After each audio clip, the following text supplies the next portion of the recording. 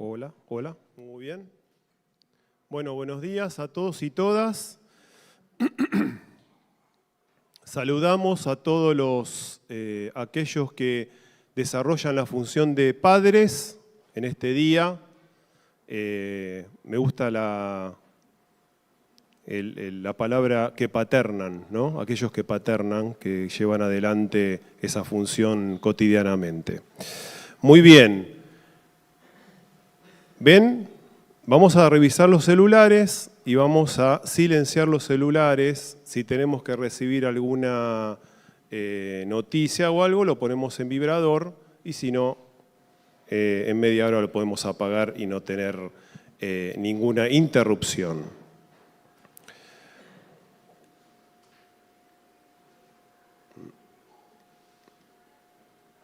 Bien. Stingo es un novelista que comienza a recordar el verano en que empezó su primera novela. Ha sido despedido de su trabajo de lector y revisor de bajo nivel en la editorial McGraw-Hill y se ha instalado en una pensión barata en Brooklyn. Allí espera pasar unos meses para desarrollar su primera novela. Mientras trabaja en su novela, conoce y entabla una fuerte amistad con Natán y Sofía, compañeros de estancia en la casa. La bella Sofía es polaca y cristiana, sobreviviente del Holocausto y de los campos de concentración nazis. Natán es un judío estadounidense y supuestamente un graduado de Harvard y biólogo celular de una compañía farmacéutica. Así se resume el comienzo de la novela del escritor estadounidense William Styron, denominada La decisión de Sofía, del año 1979, llevada al cine por el director también estadounidense Alan Pakula en 1982, con el mismo nombre, La decisión de Sofía. A medida que avanza la historia, Sofía le cuenta a Stingo su pasado. Describe a su padre violentamente antisemita, un profesor de Derecho en Cracovia, Polonia. Su falta de voluntad para ayudarlo a difundir sus ideas, su arresto por los nazis y su paso por Auschwitz, donde estuvo internada. El relato de la llegada al campo de concentración afectará definitivamente toda su vida. El tren llega de noche, lleno de judíos al campo de concentración de Auschwitz. Dentro está Sofía con sus 2 hijos. Al descender del tren y ubicarse en filas ante los gritos de los soldados alemanes y los altavoces del campo, la bella Sofía llama la atención del médico de campo perteneciente a las SS. «Eres hermosa», le dice el médico de campo. Sofía permanece en silencio. De fondo se escuchan los perros de guerra, las órdenes violentas en alemán y los altavoces del campo de concentración ordenando a los condenados. «¿Eres polaca?», le pregunta el oficial de la SS. Sofía sigue en silencio, aterrada y abrazando a su hijo y a su hija. «¿Eres comunista?», le repregunta el médico. Sofía niega moviendo su cabeza. Cuando el médico comienza a alejarse, Sofía le dice: «Soy polaca, nací en Cracovia, no soy judía. Tampoco mis hijos. Son racialmente puros, soy cristiana». El oficial de la SS, al escucharla, detiene su marcha y lentamente, dándose vuelta, vuelve donde está Sofía y sus hijos. El médico oficial le devuelve la pregunta: ¿no eres comunista? Ella vuelve a negarlo enfáticamente moviendo la cabeza. «¿Eres creyente?», infiere el alemán. «Sí, señor», responde Sofía, agregando: «creo en Cristo». ¿Crees en Cristo?, enfatiza el oficial de la SS. ¿El Redentor? Sí, responde Sofía. El oficial mira a los hijos de Sofía y dice, ¿no dijo, dejad que los niños se acerquen a mí? Puedes conservar a uno de tus hijos. Sofía, no entendiendo, le dice, disculpe. El oficial de la SS le repite, puedes conservar a uno de tus hijos, el otro debe irse. Sofía, aturdida por lo que le está sugiriendo el oficial alemán, le dice, ¿quiere decir que tengo que elegir? Sí, responde el médico oficial y agrega, eres polaca, no judía, esto te da el privilegio de elegir. Pero no puedo elegir, dice Sofía, no puedo elegir, dice Sofía, y lo repite una y otra vez. Cállate, le ordena el oficial alemán, no puedo elegir, repite Sofía. El oficial alemán le ordena, elige o envío a los dos allí, y señala el campo de prisioneros y repite, elige uno. No puedo elegir, repite una y otra vez Sofía. Elige o envío a los dos, le dice el oficial médico encolerizado. Sofía en crisis repite que no puede. El oficial le ordena que se calle. El oficial alemán manda a un soldado que se lleve inmediatamente al niño y a la niña, hijos de Sofía. Cuando el soldado comienza a cumplir la orden del oficial, grita, llévense a mi niña. Llorando repite, llévense a mi niña. El soldado arranca a la niña de los brazos de Sofía y se pierde en la oscuridad de la noche de Auschwitz. Sofía no verá más a su hija en toda su vida. La banalidad del mal es un concepto introducido por la filósofa política Hannah Arendt. Ella escribe un libro que se denomina Eichmann en Jerusalén. Eichmann fue un oficial de la SS que estuvo viviendo en Argentina, criminal de guerra, y fue tomado prisionero y llevado a Israel para enjuiciarlo. Y Hannah Arendt fue a Jerusalén mientras se lo enjuiciaba como corresponsal.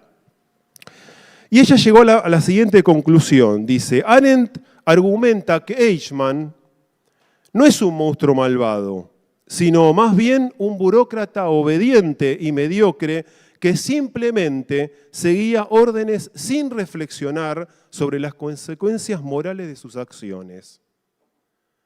En su opinión, la maldad de Eichmann radicaba en su incapacidad o su falta de voluntad para pensar críticamente y cuestionar las atrocidades que estaba ayudando a cometer.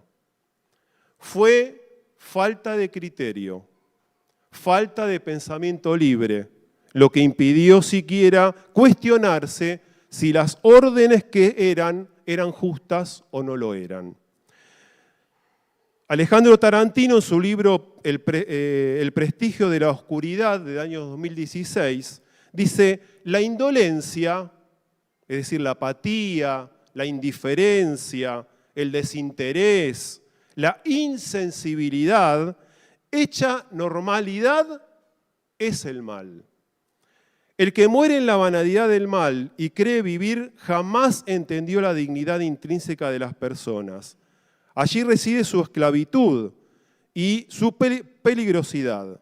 No saben, no quieren saber, hacen sin conciencia, pero con la eficacia de un autómata. La Biblia habla del corazón.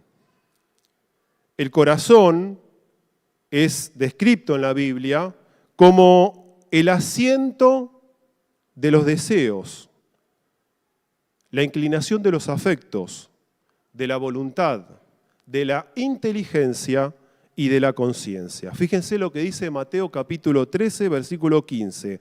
Porque el corazón de este pueblo se ha entorpecido y con los oídos oyen pesadamente. Se han cerrado sus oídos para que no vean con los ojos y no oigan con los oídos, ni con el corazón entiendan ni se conviertan y yo los sane.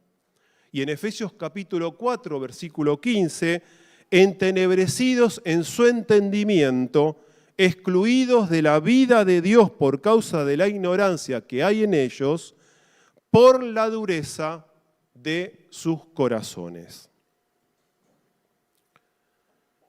La Biblia considera que el corazón es el centro de la personalidad humana. Por ejemplo, en Efesios capítulo 5 dice que es el asiento del gozo o de la alegría. Y también en Marcos capítulo 2, versículo 8, dice que ahí residen los pensamientos. Pero también, dice Lucas 6, del 43 al 45, dice, no es buen árbol el que da malos frutos, ni árbol malo el que da buen fruto, porque cada árbol se conoce por su fruto, pues no se cosechan higos de los espinos, ni de las zarzas se vendimian uvas. El hombre bueno, del buen tesoro de su corazón, saca lo bueno, y el hombre malo, del mal tesoro de su corazón, saca lo malo, porque de la abundancia del corazón habla la boca.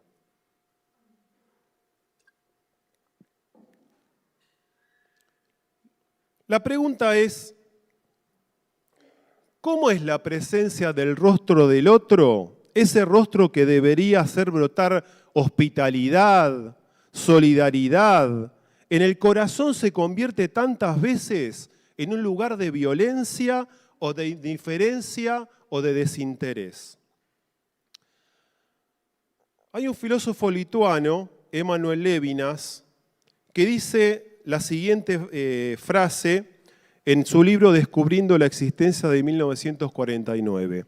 Es una frase difícil, la vamos a explicar. Dice, el rostro es precisamente la única apertura en la cual la significancia de lo trascendente no anula la trascendencia para hacerla entrar en un orden inmanente.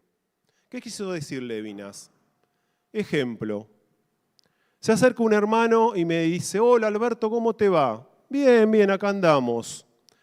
Y me dice el hermano, no sabés el problema que tengo. No sabés el problema que tengo. Si yo le contesto, no hermano, problemas son los que tengo yo, y empezamos a contar nuestros problemas, el rostro del hermano desaparece y se hace invisible, porque la conversación está girando alrededor de mí. Pero si cuando viene el hermano me dice, hermano, no sabés el problema que tengo, y yo le contesto, contame hermano, por favor, quiero escucharte, y el otro hermano comienza a contar su problema, y al saber su problema le indico, hermano, ¿en qué te puedo ayudar? ¿Cómo puedo ayudar a resolver el problema? El rostro aparece del hermano. Es un problema de aparición y desaparición del rostro. En el libro del Éxodo se presenta de manera bastante precisa el misterio de la maldad de la actuación humana. Dice Éxodo capítulo 2, versículo 23, aconteció que después de muchos días murió el rey de Egipto y los hijos de Israel gemían por causa de la servidumbre y clamaron y subió Dios el clamor de ellos con motivo de la servidumbre. Es cuando Dios dirige a Moisés para ordenarle que hable con Faraón y le pida que deje salir al pueblo hebreo.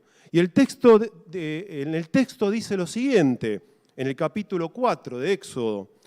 Cuando hayas vuelto a Egipto, mira que hagas delante de Faraón todas las maravillas que he puesto en tu mano, pero yo endureceré su corazón, de modo que no dejará ir al pueblo. Un poco más adelante, cuando Aarón y Moisés van ante Faraón, hacen los actos que Dios le había ordenado. Faraón se burla de ellos diciendo, yo no necesito de Jehová, Vienen después las plagas que Jehová hiere a Faraón, pero el corazón de éste una y otra vez se endurece. Si el acto de crueldad consiste sobre todo en la imposibilidad de escuchar el mandamiento que nos llega desde el rostro desnudo de nuestro prójimo, el tema del endurecimiento se convierte en el nudo central de nuestro encuentro hoy. Aquellos que han endurecido su corazón no consiguen escuchar los mandatos de Dios. Es decir, no pueden escuchar la voz que llama desde el rostro, desde el prójimo. Pues el rostro solo habla a quien está dispuesto a escuchar. Ante los oídos sordos el rostro enmudece y se convierte en una cifra, en un signo, que descubre simplemente una debilidad, quebranto o que invita a la violencia. Y viendo Faraón, dice Éxodo capítulo 9, y viendo Faraón que la lluvia había cesado y el granizo y los truenos se obstinó en pecar y endureció su corazón, él y sus siervos. Y más adelante dice, y el corazón del Faraón se endureció, no dejó ir a los hijos de Israel como Jehová lo había dicho por medio de Moisés. Faraón no dejará salir al pueblo hebreo por su endurecimiento del corazón. El pueblo será liberado por la mano sobrenatural de Dios. El endurecimiento dejaría de ser un acto de conciencia entonces, incluso de una conciencia inclinada por la voluntad. Los versículos que leímos anteriormente estarían más bien apuntando a ese espesor, a esa cuestión, a la densidad de ese espacio nebuloso en que se juega la moral. Pero la pregunta de hoy es, el endurecimiento del corazón, ¿qué genera en este tiempo? En este tiempo que nos toca vivir de redes sociales, de internet, de falsas noticias, el corazón endurecido, ¿qué nos genera en este tiempo? En 1886, el novelista escocés Robert Stevenson publica El extraño caso del Dr. Jekyll y Mr. Hyde, llevado al cine por primera vez en 1929, obviamente cine mudo, por el director estadounidense John Robertson. En la novela, el señor Gabriel John Utterson es abogado y amigo de confianza del Dr. Jekyll. A su vez, es el narrador principal de la historia. El Dr. Lanyon es un viejo amigo del señor Utterson y del señor Jekyll. Lanyon es el primero en descubrir la verdad sobre Henry Jekyll, el doctor. En el último capítulo de la novela se presenta una transcripción de la carta de confesión que Jekyll le escribe a Utterson. Jekyll comienza afirmando que al nacer tuvo la fortuna de tener una gran herencia, salud y una naturaleza trabajadora. Jekyll era un gran idealista, ayudaba a los pobres con mucho dinero, mantuvo siempre el respeto social, ocultando con éxito sus vicios más cuestionables. Cuando llegó la edad adulta, Jekyll descubrió que vivía dos vidas, una social y respetable y la otra con placeres inconmensurables u oscuros. Como científico, Jekyll decidió examinar la naturaleza dual de dos que tiene el hombre. De esta investigación, Jekyll insiste que el hombre no es realmente uno, sino dos. Y explica que a través de su investigación esperaba separar una y otra parte. Después de leer el relato del Dr. Lyon, Utterson lee la transcripción del propio Jekyll de su experimento fallido. Jekyll creía que el alma se componía de dos partes separadas, el bien y el mal.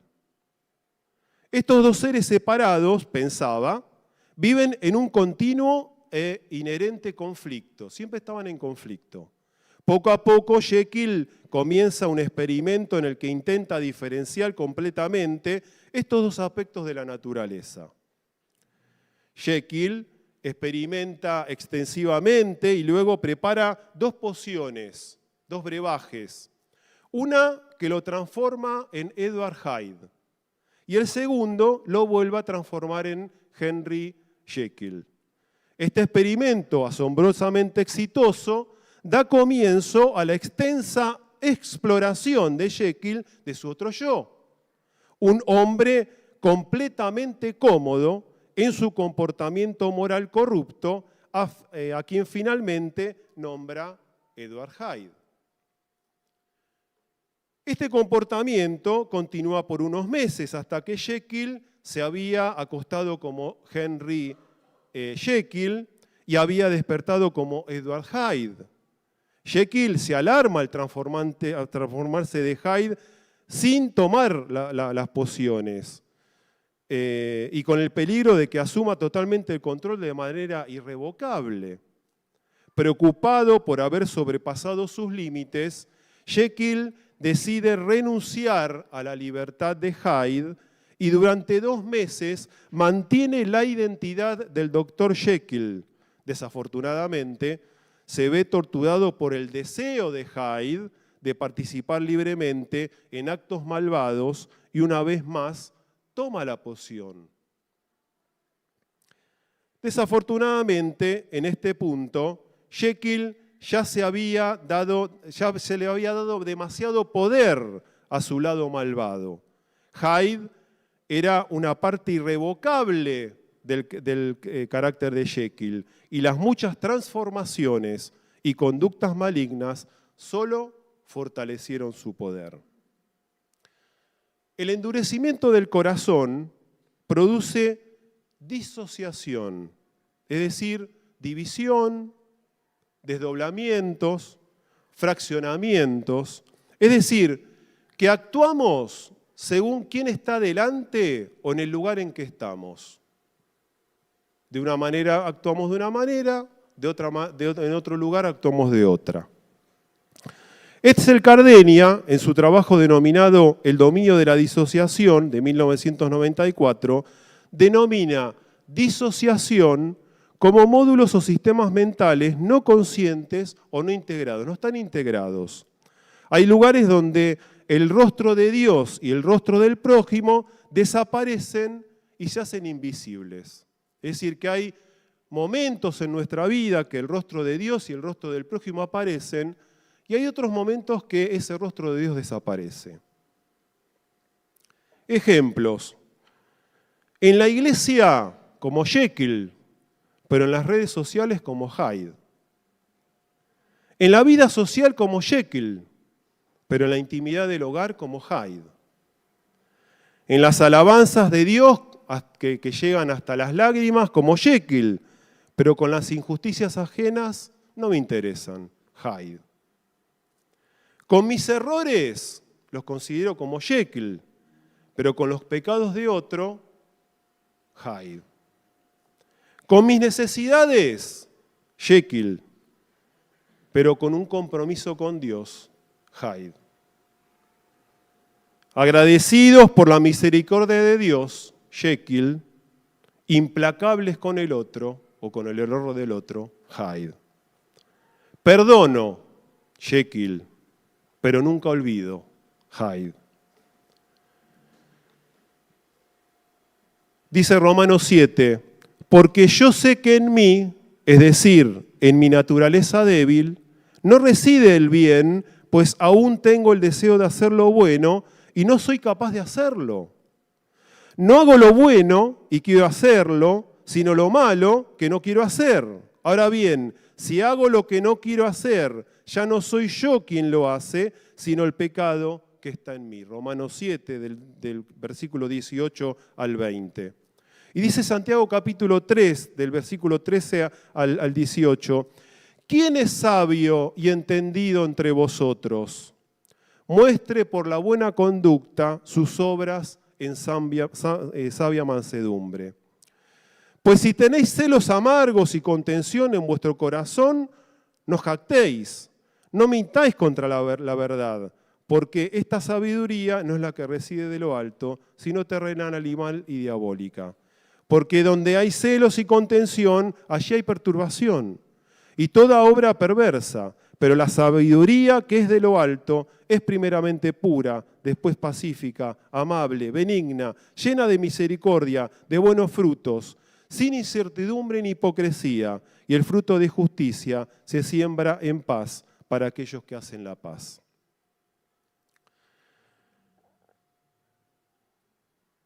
Cuando el corazón está bien, tus palabras son buenas siempre. Cuando tu corazón es puro, tus palabras son puras siempre. Cuando tu corazón es humilde, tus palabras son dulces siempre. No elige ni lugar, no elige ni interlocutor. Y en esta mañana vamos a pensar cómo están nuestros corazones.